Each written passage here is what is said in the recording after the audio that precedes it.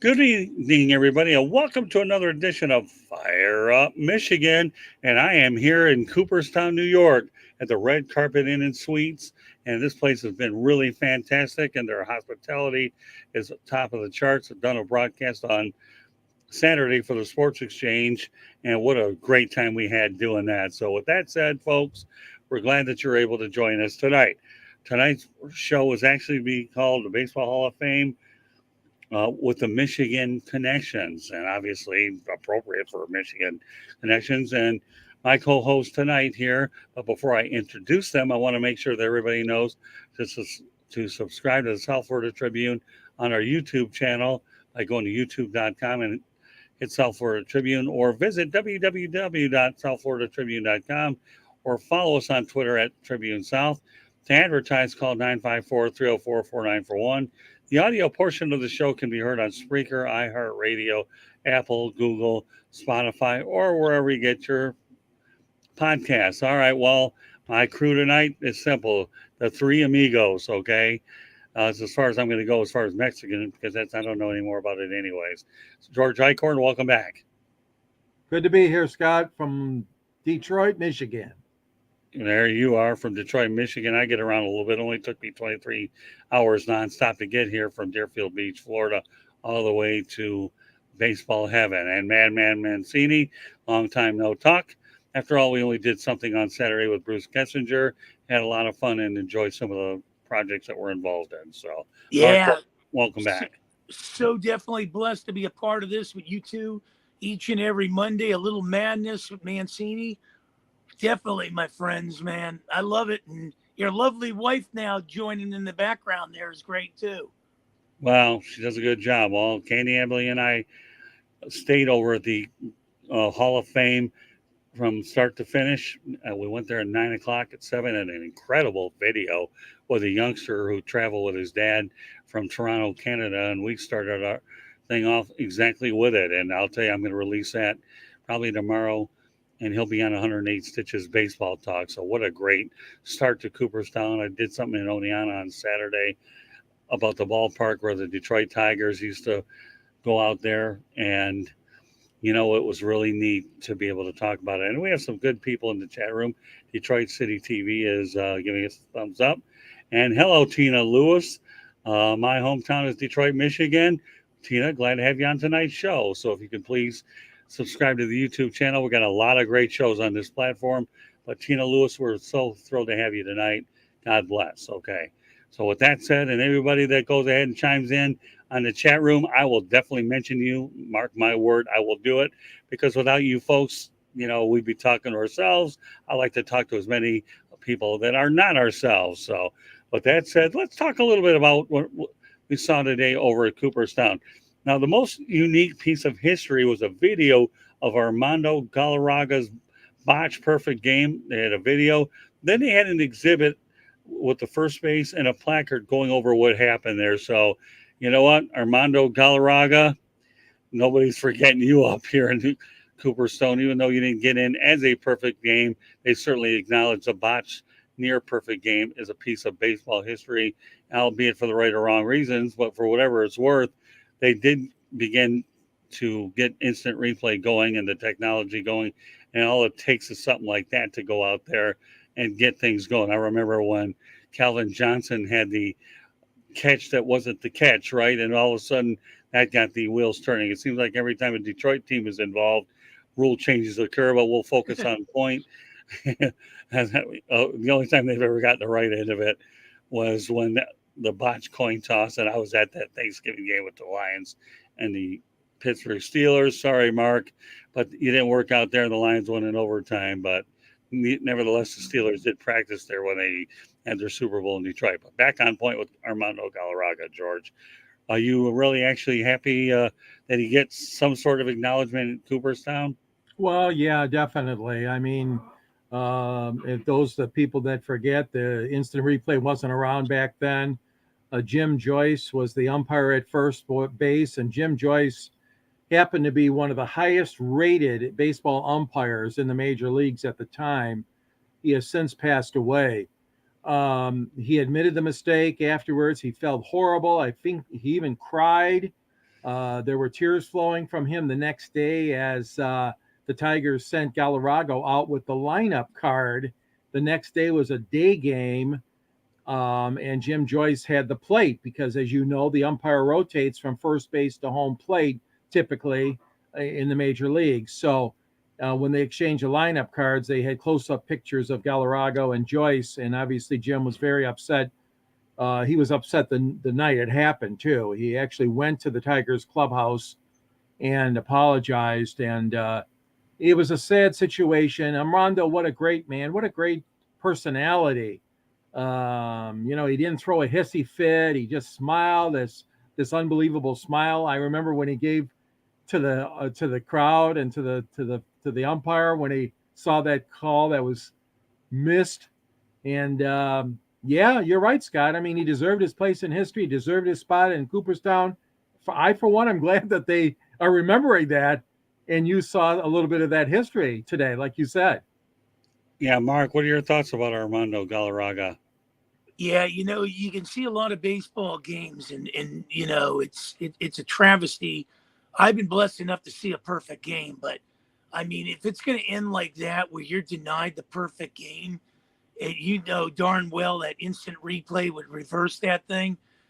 Boy, that's just a claw that you just can't get out of your system. I mean, it just gnaws at you day in, and that's the sad thing about it. But, now that they put the instant replay in this thing, now we can understand what this thing is all about. And we've seen a lot of plays, over the weekends and stuff like that, where instant replay has been beneficial in overturning calls that need to be overturned. Yeah, let me add one thing to it because we have a lot of ground to cover tonight. And Major League Baseball really should go ahead and overturn it, even a little bit later on after the fact, because you know what? They acknowledge a mistake was made. All right, the only thing missing is he won't get the old hugs from his teammates, but so what? You're wrong. There's no reason why you can't go ahead and change it and turn it into a perfect game. I really think they should. Whether they do or not remains to be seen. But you know what, MLB, my advice to you is go ahead and don't be afraid to change history, especially when you know it was badly botched. Because as I saw what I saw in the videos today, I mean, he was clearly out. He really was. It wasn't a close call where it could go either way. This was as obvious as it could have been. So MLB, please go ahead and change it and give the guy his due his perfect game, even though the Hall did the right thing by at least acknowledging that it was a piece of history, albeit probably for all the wrong reasons. All right, with that said, we'll go on to a brief one here. Had a chance to see Mark Fidrich on the magazine cover. Glad that Cooperstown remembers the bird, as we did George going back in the day in 1976 when Mark Fidrich was filling up Tiger Stadium. So, yes, there is a Mark Fidrich reference in Cooperstown. I'm very glad to hear that, Scott, as well. Mark Fidrich just lit up Detroit and lit up the country and lit up Michigan, of course, in 1976 with that fantastic season, 19 victories. He didn't win the Cy Young, but he did win, of course, American League Rookie of the Year, and he pitched in the All-Star game. It was tremendous. The Tigers, would never admit it, but they obviously wanted to have him pitch as much at home as they could because they had some tremendous crowds, almost 40 to 50,000 every time he pitched at home. And the bird is the word. And he talked to the baseball, and he patted the mound, and he just was such a gregarious character. He was so much fun to watch and to pitch, and taking on these great teams like the Yankees and the White Sox and the Angels and whoever else the Tigers played. I mean, the bird was the word. And I know that the Tigers really enjoyed him as a pitcher. And again, I'm glad to hear that the Hall of Fame has recognized him and some of his antics. I mean, they made songs about him. And of course, Ernie Harwell loved him too. Our dear friend Ernie, who got the chance to call the play-by-play for Mark on radio, as did George Kell on television. So, Fidrich was great. And I remember him meeting President Ford before the game. You might remember, guys, that the All-Star game was hosted by Philadelphia because that was the nation's bicentennial, 1976. And they got all three All-Star games that year, baseball, basketball, and hockey. And Gerald Ford supposedly went up to Fidrich. Now, I don't know if this is true or not. I think it is. And Ford and Fidrich said to him, "And who might you be, sir?" To Jerry Ford, the president. "And who might you be?" That's funny. And I should Anyways, point out in the chat room, Detroit City TV says human error is what is great about sports. Probably it is, but you know what? And you know, again, it's happened for a lot of years, but there's two sides to it. I think that Detroit City TV makes a valid point. Still, though, in my opinion, I think it needs to be changed. And they also make a point about the great days of baseball. Detroit City TV, get out here. You're going to find out a lot of great days of baseball, because what we're noticing, especially what I've noticed here, is there's one thing to be able to go ahead and what MLB does, but then when you look at the historical perspective of baseball, bringing in people in here, I said I wouldn't really mention this before, but it's hard for me to not acknowledge the fact that, say what you want about Pete Rose, but you know what? They got a lot of his stuff in here. The only thing missing is the plaque. Don Mattingly, I've said it before, deserves being here. No shortage of mentions there. Ichiro Suzuki, there's a little something in there about what he's accomplished, although we know he'll be a first ballot Hall of Famer, and the list goes on and on. So history, yes. A lot of guys who aren't supposed to be in are in. You know, they have steroid talk there as well. So there's a lot of great historical perspectives in here, regardless of some of the individuals that may or may never get on. So with that said, Mancini, give us your take about Mark Fidrich. Oh, George laid it down perfect. I mean, 19-9 that year. And he just captivated baseball. You know, we did that thing a month or so ago talking about, you know, Detroit, you know, icons in baseball. And I had Fidrich in there because I thought, you know, it was at a time when, you know, the Tigers needed something like that. Yeah. Small market, you know, everybody looks at the Yankees and, you know, the Mets and Dodgers and some of these big market teams, but having a small market team and bringing a guy like that in, I believe he was originally from Massachusetts. His death was just alarming in more ways than one. I mean, it was sad when he died, but gosh, what a pitcher for that year. I don't know if he burned out his arm, but you know, if he was in this era, he probably would have lasted, because these pitchers today go 3-4 innings before they have a bullpen by committee. But Mark Fidrich was amazing, and I don't know if we'll ever see another guy like him that would come out there and pat the ball, talk to the ball, and take pictures with Big Bird. Yeah, well, Mark Fidrich did throw a lot of complete games back in the day when they're more common. Nowadays, you're right, Mark. The average pitcher is going about between 4 and 6 innings, and they're certainly caught a little bit more. Of course, there's a bigger investment in him as well. So, but you know, nevertheless, it was really refreshing to see something with Mark Fidrich. All right, well, got to talk about Miguel Cabrera. There's plenty on him, including inside a Tigers locker with Justin Verlander. Yes, Verlander still has a jersey in that locker. And there's also a Triple Crown exhibit with Miguel Cabrera and Mike Trout. So, and of course, Lou Whittaker is not listed on the retired numbers list because it simply happened on Saturday. But, you know, think about it. You know, the Tiger fans haven't forgotten about Justin Verlander and, of course, Miguel Cabrera. It was neat to see what they put together, as it was for all the teams that we had a chance, but we're just focusing on the Michigan part of the whole thing now. So, George, Miguel Cabrera hadn't been inducted in the Hall of Fame, but boy, there's plenty of mention here about him. Oh yeah, he's had his moments. Obviously, the recently the 500th home run, the 3,000th base hit, and even though he's struggling physically right now for on the Tigers roster, Miguel obviously has a home waiting for him, no question about it. He'll be going into that Hall of Fame when he is eligible. I would imagine on the first vote, probably first ballot when he's eligible. I'm glad to hear about Verlander. Obviously, what a great career he's had so far, and he continues to go on, leading the major leagues in victories, leading the major leagues in ERA as a starter. It's unbelievable how he's the comeback player, obviously from Tommy John surgery. Again, a great part of Detroit's history, as you guys know, the no-hitters, 2 World Series appearances in Detroit, and all-star games and all that great stuff, and the pitcher's Triple Crown, of course. You know that Verlander won the pitching Triple Crown, and of course Cabrera, unbelievable, first one since what? Carl Yastrzemski in 1967 to win the batting Triple Crown, and Detroit, you're right, Scott. They've had their share of good, solid, excellent ball players that deserve the Hall of Fame. And I'm glad you mentioned the one that we hope still gets in there soon is number 1, Lou Whittaker, who finally had his number retired, as you guys know, last Saturday, a few days ago at Comerica Park.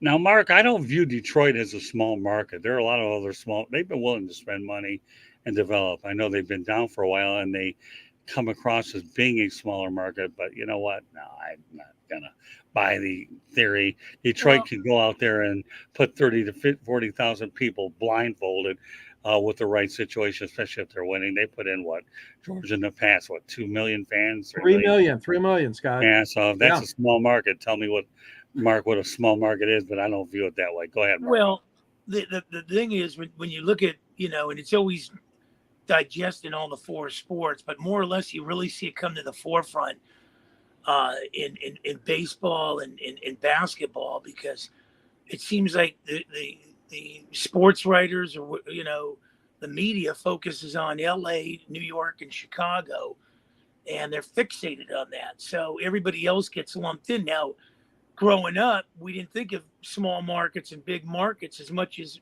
we do now, because now I think the haves and the have-nots is so separated in baseball that, if you can't spend the big money like they do in those 3 cities, right, then you're almost viewed as a small market. Now, San Diego's a small market. Don't tell me how they got the money, but, maybe they hit the lottery down there, but their payroll is big. But to keep that payroll, you can only keep that going for so long, whereas the big markets can simply break these small market cities. And I think when you look at baseball, I'm sure you both will agree on it, that the small markets are almost the minor leagues to the big markets, where they can come in and raid these guys. And we've seen it in case in point in a lot of them. Max Scherzer was in your backyard, Justin Verlander. And imagine if they still had those 2 guys compared to, in other cities with talents that have been gone and picked apart by these big markets. So, Mark, I guess my perception, I'm going to ask you this, not so much with you, George, okay? Here's the thing. If an owner has deep pockets, then all of a sudden the appearance comes across in a way that they are a big market. The San Diego owner could have an awful lot of money in his pocket. They have a brand new stadium, which is drawing incredible revenues. And we all know, George, from our own experience, Mike Gillich was not afraid to spend any money either. He obviously spent a lot of money in the National Hockey League. And as a result, the Red Wings went out there and won 4 championships to begin with. So, and they were able to do 3 when they could spend, and then they were able to do 1 in the salary cap era. So Mike Gillich had a lot of deep pockets, and if the owner has deep pockets, maybe there could be some sort of a correlation between them for a while. Now, again, Mark, you are right. Sustainability is another story, and ultimately teams, when they get to that final point where you can go ahead and spend a lot of money. But look at the Florida Marlins at the time. Wayne Huizinga spent a lot of money and bought himself. And they sold out there. They ended up developing their own, and then they couldn't hold on to Miguel Cabrera and Dontrell Willis. So, again, it depends on, I think, the owner's deep pockets. We'll let everybody out in the chat room there, they can focus on that. But it's good that we were able to bring that up. But nevertheless, Mark, staying on Cabrera and Verlander, think about it. The Tigers locker, I don't think there's too many guys that are still worthy that the Tigers still appreciate Verlander in there, and the Baseball Hall of Fame does. And, of course, Miguel Cabrera.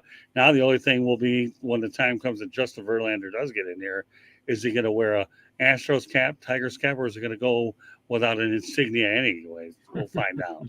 Yeah, and it's Because sad, to those. Right. I think it'll be Detroit. Yeah.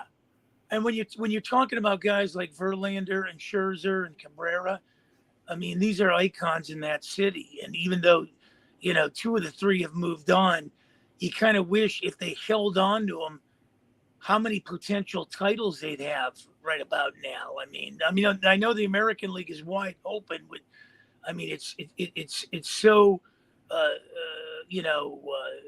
tough with all these teams competing to get in there, the added wild card. But can you imagine a rotation with Verlander and Scherzer, a 1-2 punch like they got in New York? That would be just simply amazing. And I think the Tigers would have run away with it for, more years than one. I Well, agree. I think they gave up too soon. Yeah. They gave up too soon, but I think the purse strings were tightening really hard around Mike Yelich and his family. I think that's the reason why they finally decided they had to go in a different direction. I don't think he could sustain that much longer. You know, he built that stadium. Yeah, he got help from the city and the state, but he put a lot of extra money. I found out he borrowed a lot of money from Japanese banks to build Comerica Park. And Scott, you know, all those special statues he put in there and all those tiger engravings and all those extra things he put in there, that cost a lot of money. I'm not making an excuse for Mike Ilitch, but I think the time had run out for him and Dombrowski to get a championship here, and that's kind of what happened. And it's unfortunate, like you said, Mark, they probably could have won had they hung on a little bit longer, but for financial reasons, I guess he could. well, Nick's there. All right. So now that we've talked about that, I had my first opportunity. I've been to the hall now 3 times. And for me, one of the most intriguing things about it, and we'll just take a little time because we have a lot more ground to cover, is I had a chance to see an exhibit with the Ford Frick Award. Ernie Harwell, obviously, is on there for the Tigers. And in the writers' wing, Tom Gage and Joe Falls. And Mark, I will give one Pittsburgh reference here to this, that Bob Prince was also there as well. We won't get any more details, but it was good that he was on there. But the focus is on Ernie Harwell. And more importantly, they also had a trivia question about Ernie Harwell, 40 years for broadcasting with the Tigers in one of the movies that they had there as well. So, you know, for a lot, and I didn't know where this was until it was on a different part of the building, you know, where you have the main plaques and then all of a sudden you have a separate wing for these guys. I'll tell you what, you talk about the Mike men, you know, we talk about them, and of course, you know, the writers, they get a lot of, they don't get the recognition, but you know what, George, Ernie Harwell was an uncle to me, and he was a very close family member, and you saw how close we were. And Tom Gage and Joe Falls are 2 personal friends. Hopefully, maybe one of these days, Lynn Henning will get there, but you never know. But Falls and Gage to me mean everything. Ernie Harwell, you talk about the Triple Crown heavyweights of media, at least those 3 guys are in the one is the Ford Frick Award and the writers' wing. So, Mark, what are your thoughts about that? Well, I'll tell you, Ernie Harwell, we just lost a legend out here in Los Angeles in Vin Scully. But, man, when you think of some of the great guys, and Ernie Harwell is unbelievable. And what I want to know, since you've been walking around that Hall of Fame there in Cooperstown, is there anything with Tom Selleck with a hat and Magnum PI? Never know. Actually, I never noticed anything. That may be one of the few things I did. No, but it's a fair question. Yeah. No, it's a fair. I didn't see it. I saw just about a lot of things. But the thing you have to understand, Mark, is they change things around a lot too. Many years ago, I saw a little display about Thurman Munson. Didn't see it here this time. Wow. And yeah, many years ago when I was there, like 25 years. Now, I should point out, I'm glad you brought this up too, Mark. Ernie Harwell got the Ford Frick Award in 1981, and Vin Scully got it in 1982. There's a little piece of trivia. Oh yeah, no, Ernie came first. Vin came now, what about the Negro Leagues? Has that been? Yeah, there's a lot of talk about the Negro Leagues in the Hall of Fame as well, and they've got a nice statue of Buck O'Neill. Didn't do a video on him because obviously I was focusing on a lot of the main ones, but I can tell you right now, I have pictures on standing next to Buck O'Neill as well. In fact, they have his legacy chair there that they took out of Kauffman Stadium and actually put it out so people could see. So, yeah, no, of course, he just got inducted as well. So, yeah, again, Mark, I could sit here and spend 2 hours talking about what I saw, being there for 10 hours. And, you know, it would, but you still have to see it. But, the Negro Leagues are prominently mentioned. And, you know, what was interesting is as I was looking through the wall of plaques, as the managers and the umpires are incorporated with a lot of the players, so they're all integrated is what they are, which is neat. So unbelievable. And the logos probably from all the since the inception of baseball, and the red legs and the logos and everything. Oh yeah, Mark, you got to get. All I can tell you, Madman, you got to get out here, buddy. That's all I'm gonna say. So but George, Ernie Harwell obviously is a special place in everybody's heart in Detroit. Oh, yeah. I am disappointed that they have not recognized Ty Tyson, the original Tigers announcer. Harry Heilman was a great broadcaster, and of course George Kell. I'm disappointed that the 3 of those have not entered the Hall of Fame as in the broadcast wing. And then there is one more writer, Scott. You probably don't remember him because he was way back in the day. H.G. Selsinger of the Detroit News. He also is part of the Spink Award, along with Joe Falls and Tom Gage. And the one that deserved that never got in was Watson Spoelstra, Detroit News, longtime baseball writer, covered the team in '68 and became the legend because he started the baseball chapel, the prayer service on Sunday mornings for the players and the umpires and the team officials to go and pray before the game on Sunday. Waddy Spoelstra started the baseball chapel. Of course, Ernie Harwell was a big part of that too. So there are some people missing in the broadcast and the writer's wing. You mentioned a good one, Scott. Lynn Henning of the Detroit News, who's still writing in a freelance position for the Detroit News. But sure enough, Lynn definitely deserves the Hall of Fame and the Spink Award. But we're so happy for, of course, Harwell and Gage and Falls.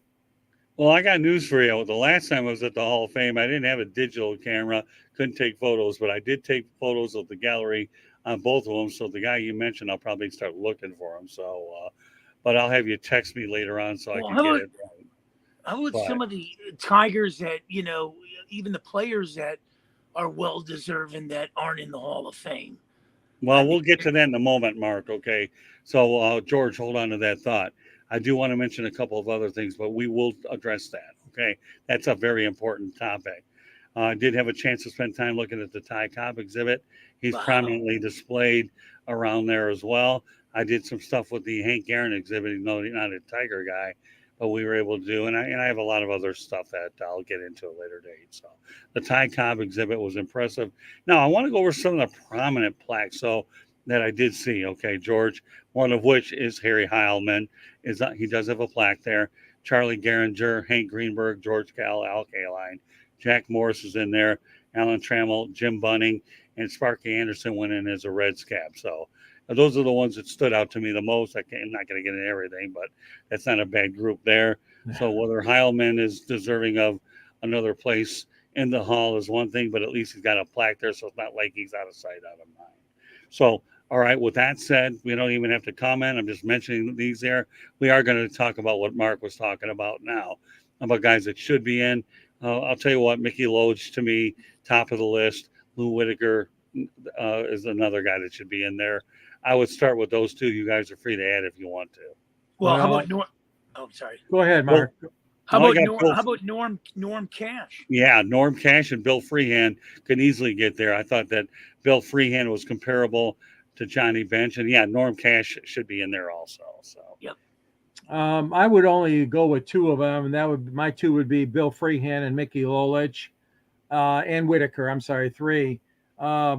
It's going to be a while still for all three of those. They have these special committees, these era committees that now look at the players that played in certain eras, such as the 50s, before that, the 60s, 70s, 80s, whatever era it is.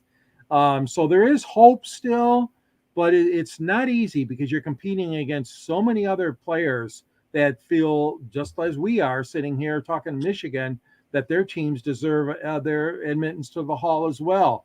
But definitely Lou Whittaker. It was interesting that Trammell said something on Saturday that really shook up the crowd. He said, I have been feeling very uncomfortable the last 4 years. That's how he started his speech to Whittaker on the field. Very uncomfortable, knowing full well that my number was retired, that I entered the Hall of Fame, and my partner did not.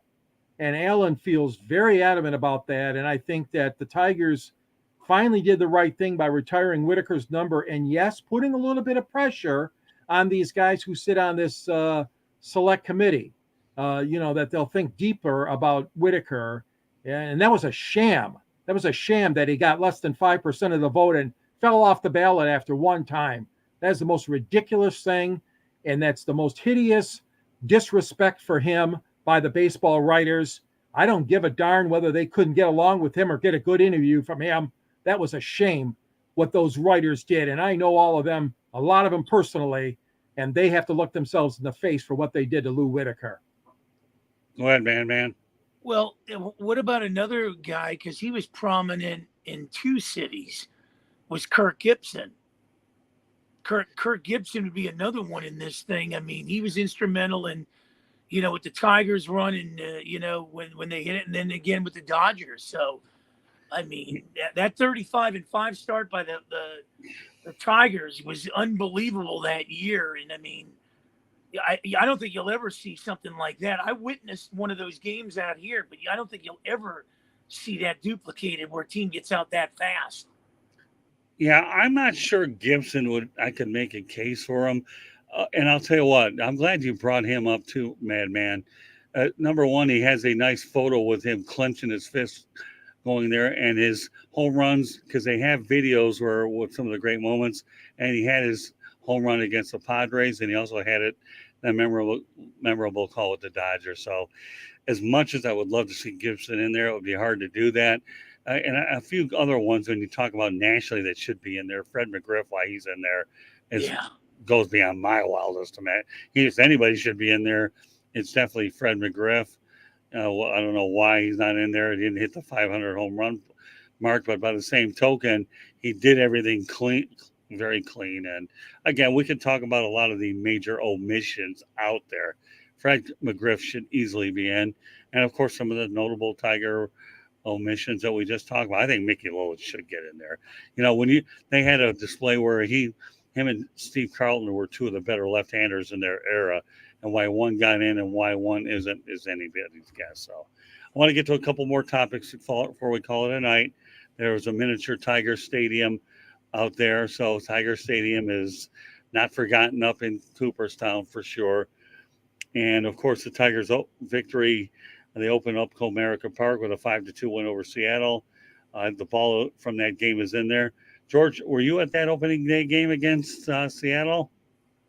Yes, Scott. I was privileged, as you were, to be in the closing game at Tiger Stadium. What a memorable night. Unbelievable. And then, yes, I was there. Terrible weather conditions. It snowed the morning of that opener in Comerica Park. The temperatures were in the 30s, but there was no way that John McHale and Randy Smith and the Tigers were going to postpone that game, because that was the game one at Comerica Park, and what a memorable game. But boy, we froze our butt off, and the fans especially. But yeah, I mean, I'm so happy that you mentioned there's a salute, because when you look back at the great stadiums of all time, and there have been so many of them, a Tiger Stadium has a great place in my heart. What a tremendous place. Those green seats, you remember the original was all green when you walked in there and saw that beautiful big stadium with green seats and the green paint on the outfield walls. And then, of course, Mr. Campbell decided to renovate, and he painted everything blue, blue seats and blue paint everywhere, which didn't go over as well as he might have thought, but it was still obviously it needed to be done. They had to put new seats in and restructure the place. Great stadiums. Both of them are. Comerica Park's a good ballpark and a nice ballpark. Well, they had a stadium section there. I should point out, since I'm going off on a lot of different things, they had some pretty good stuff on Lou Gehrig. Babe Ruth has his own exhibit. Hank Aaron has it, as well as a nice little section where you had Roberto Clemente, Lou Gehrig, and you also had Jackie Robinson. And actually, that's something that'll be going up on the YouTube channel there as well. So that was pretty neat to be able to walk into the Hall of Fame and see that. Then I said, there's no way we weren't going to do some on that. So for all you folks that are subscribing to our channel, great. For those that haven't yet, please do so. I'll get to all that in a moment. But in fact, I'll actually get to it now. Then I'm going to turn it over to Mark so that he can get his thought out. Folks, subscribe to the South Florida Tribune on our YouTube channel. So you go to youtube.com, look for South Florida Tribune, hit the subscribe button. It's pretty easy. Or you can visit www.southfloridatribune.com and follow us on Twitter at Tribune South. To advertise, call 954-304-4941. The audio portion of the show can be heard on Spreaker, iHeartRadio, Apple, Google, Spotify, wherever you get your podcasts. All right, Madman, what's on your mind? Well, and not only that, if you're going to look at the Hall of Fame, I mean, I would imagine something's got to be in there with Reggie Jackson hitting that facade during the All-Star game. There's got to be something where they probably pulled that off and put it in the Hall of Fame, because, You always remember Reggie Jackson in that shot at Tiger Stadium. Well, yeah. Well, you mentioned it. There was a video on that too. So, and there are an awful lot of Hall of Famers that were pulled out of that 71 game. Ralph Williams chimes in. Hello, guys. Great show as always. Thank you very much for tuning in, Ralph. Very much appreciated. So, but yeah, no, they did mention that there again, Mark. I could sit here and spend hours and hours, and if I had a photo gallery, it would go from here, from Deerfield Beach to Alaska with photos and yeah, you can pull out. And I still have another 3 more days in this area, and where Doubleday Field is the place we're going to hit the souvenir shops. Hoping to not spend too much money, but there'll be a few things that'll help my home in Deerfield Beach a little bit. So yeah. Now let me ask you, if I can ask you, like the souvenir shop, what is it? Is it all Cooperstown stuff? Is it like old hats of the different teams back then? What would that be? Well, you know what? They've got one in the museum. We didn't go in there because we had a feeling the cost might be a little bit higher inside there. So there's a bunch of Cooperstown things. But now that you mentioned it, there's a place what I was at many years ago called Mickey's Place. There's another one that they talk about, Shoeless Joe Jackson. And then there's another one they also talk about, Yastrzemski's Place. And again, those are just a few of the ones that stand up. I'm going to probably go into all of them. I don't know if I'm going to spend a lot of money because what I have going for me this time is I've got more videos, which are going to be reminiscent of this experience. I didn't have a first-class phone like I did many years ago, so those will be worth a lot in their own right just to be able to do these things. But, go ahead, George. Yeah, I was going to say one thing that just came into my mind, guys, and Scott, you probably remember this. Denny McLain peddling his autographs. Denny McLain, the last 30 game winner in Major League Baseball, is not doing well. Let's just put it that way. Health-wise and financially, I don't think he's doing well. And he's been known to get his own table and rent his own space. And during the Hall of Fame weekend, he will come up there and he will sign things and make a buck or two on anything he can. And I'm not begrudging the guy because he's not the only one. There's ex-baseball players doing this. But if your listeners and viewers have never noticed this does happen at the Hall of Fame, where the players, even some like McLean that aren't even in, will come up there and get some space and sign autographs to make some money. Well, say what you want about Pete Rose. He does it too. He's one of the guys that is heavy, where he'll try to bring his autograph signing on Main Street is what he'll do. And you know what? Again, as I mentioned to you before, the guy doesn't have a plaque there, but he's got a presence there. So if you can separate plaque versus presence, well, yeah, he has autograph signings during the Hall of Fame week. And in fact, one of my good friends, Bob Ryan, the Boston Globe had a autograph signing here in Cooperstown as well. So and his book's being sold all here. So again, it's a business for a lot of these old players. And the thing that allures you to Cooperstown is, it is all history is what it is. And to me, you can never have enough of it. I promised my wife, Candy, that on October 31st, when we were at the Field of Dreams site, checking that area out, that I said, now that you've been to the Field of Dreams, I am taking you to Cooperstown, New York. I said, you were able to do that? George, that was in October when I saw you out at the Wings game. Yes. And I told her we are going to Cooperstown, and our next major trip on our own will be that. And here we are.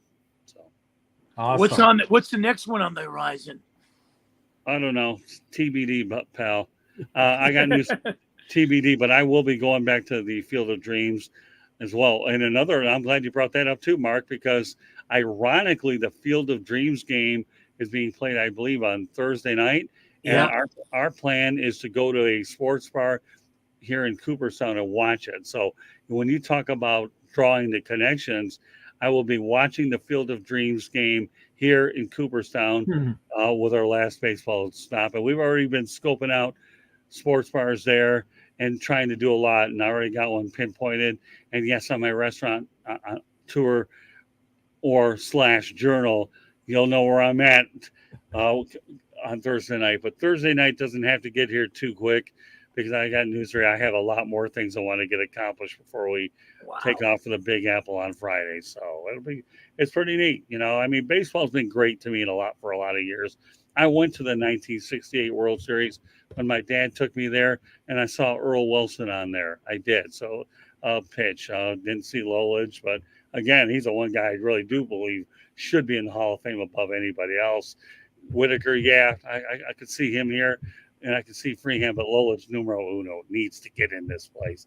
And again, I don't care whether you're not. I also believe in my mind that Don Mattingly belongs here too, and I'm partial toward Don because I work with him in Miami with the Marlins, and I've paid a lot of attention to what we did. I went to a sports bar or a barbecue place out in Oneonta, and let me tell you, Don Mattingly's stuff is over there, and let me tell you, what it takes to get from the short season New York Penn League all the way to the majors is a whole lot further than just a typical low A class or rather it's high A. So Don had to take a couple extra steps, and he still made it there, and he's remembered heavily in this town. So again, I've got a lot of things going up there, folks, so I can't say it often enough.